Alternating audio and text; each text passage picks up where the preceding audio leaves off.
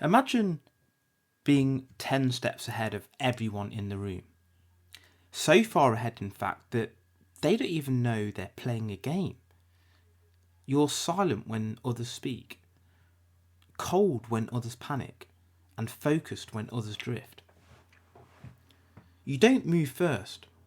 You don't speak unless it serves you. And when you do, your words are weapons.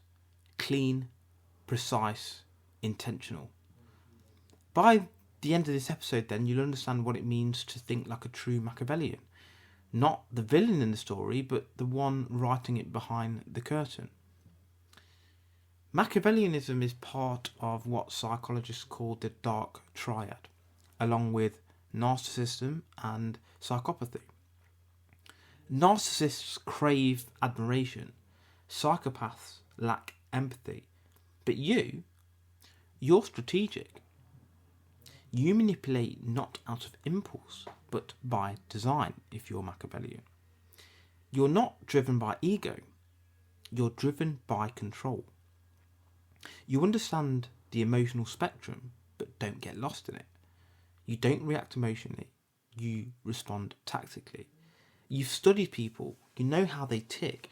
You can play on their hopes, their guilt, their fears, and they won't even realise.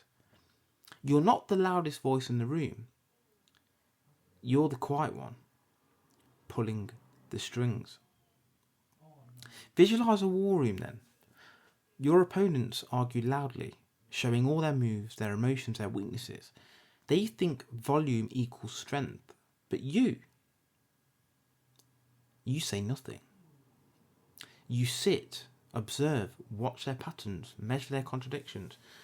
They don't see you coming because you never announced your arrival. And when you move, it's already too late for them. That's the Machiavellian way. To think like a Machiavellian, you need to embrace psychological chess. You never say, I might be wrong, but, because you never undermine your authority. You avoid neediness like the plague because power flows from independence. You use silence as a scalpel, not to intimidate, but to control tempo and tension. You say just enough to be understood, but never enough to be fully known. You're cold, but not cruel. Detached, but aware. Psychologists then measure Machiavellianism using the Mach 4 test. And it's built around statements like this. It's wise to flatter important people. Never tell anyone the real reason you did something unless it's useful. The best way to handle people is to tell them what they want to hear. You don't say these things out loud though, do you? But you live them. You wear masks with ease because you know people see what you allow them to. In corporate meetings, Machiavellian guy doesn't fight for airtime. They speak once, surgically, and it echoes louder than 10 other voices combined. They might offer strategic compliment, just enough to bind loyalty. They might leak an idea subtly, only to have someone else claim it. But that was the plan all along. They don't need credit, they need control. Stillness is mistaken for weakness, isn't it? But in your world, stillness is strategy. Imagine a jungle. The loudest animals are rarely the most dangerous. The lion waits. The snake coils. The spider doesn't chase, it traps. You too can learn to wait, to observe, to strike. Silence makes others uncomfortable as well, doesn't it? People then fill that space with mistakes, admissions, over-explanations. So imagine you walk into a networking event. People are laughing, chattering. You shake hands, smile just enough and mirror their tone. You let others think they're leading the conversation, but you're extracting everything. What makes them tick? What they want? What's their fear?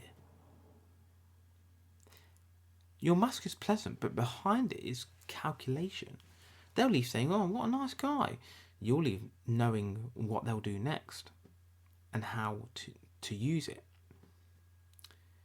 Not everyone who's kind is genuine, are they? Not everyone who flatters respects you.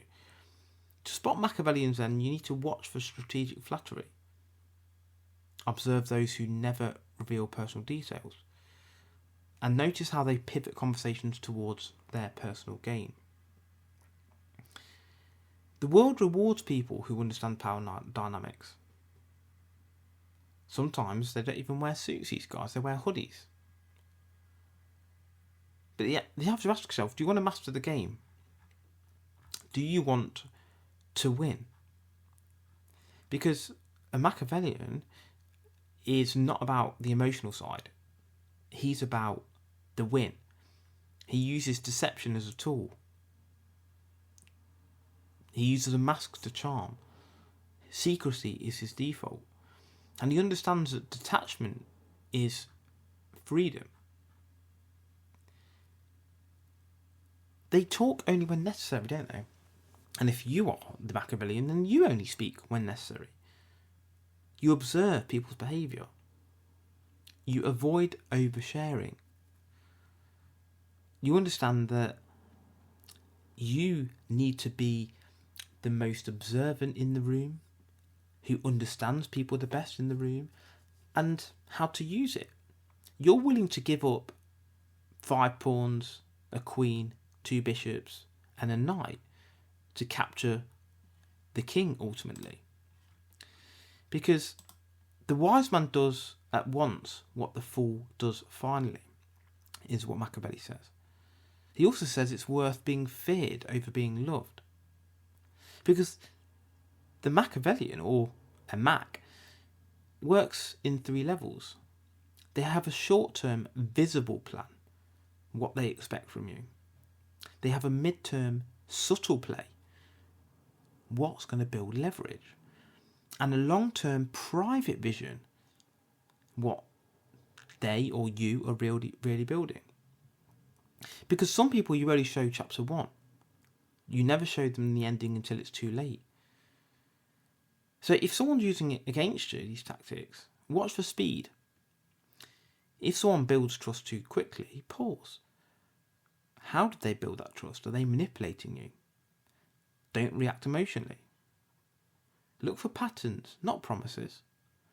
Words lie, behaviour repeats. Especially if they're trying to create an emotional debt. Oh, I helped you out, now you owe me one. That's control wrapped in kindness. So we need to understand, do we want to be Machiavellian? Do we just want to understand what it is and avoid someone who is? Because you can be Machiavellian without being unethical to an extent, because everyone is manipulating somehow. You're manipulating yourself to get the right job. You're manipulating someone who you're employing to enjoy the job and think that the money you're paying them is of the right level. So how today can you use this information to either spot a Machiavellian, and there will be some in your life, or to actually adopt some of these strategies and win faster?